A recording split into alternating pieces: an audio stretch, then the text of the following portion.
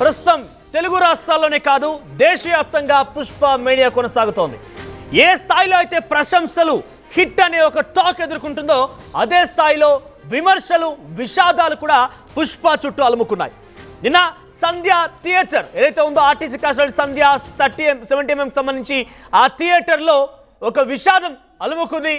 ఏకంగా అక్కడ నటించినటువంటి హీరో అల్లు అర్జున్ కూడా వస్తున్న నేపథ్యంలో పెద్ద ఎత్తున అక్కడ అభిమానులు కావచ్చు, లేదంటే సినిమా చూసేందుకు కావచ్చు, చాలా పెద్ద ఎత్తున అభిమానులు అక్కడ గుమికూడడంతో ఈ తొక్కిసలాటలో ఒక మహిళ మృతి చెందింది.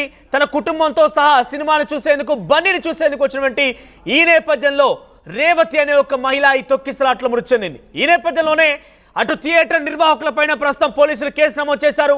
సంధ్యా థియేటర్ నిర్వాహకులపైన ప్రస్తుతం కేసు నమోదైంది. సెక్యూరిటీ సరిగ్గా లేకపోవడమే ఈ తొక్కిసలాటకి కారణమైనట్టుగా పోలీసులు గుర్తించారు. సో బెనిఫిట్ షో సందర్భంగా జాగ్రత్తలు తీసుకోలేదని ఆరోపణలు కూడా ఉన్నాయి.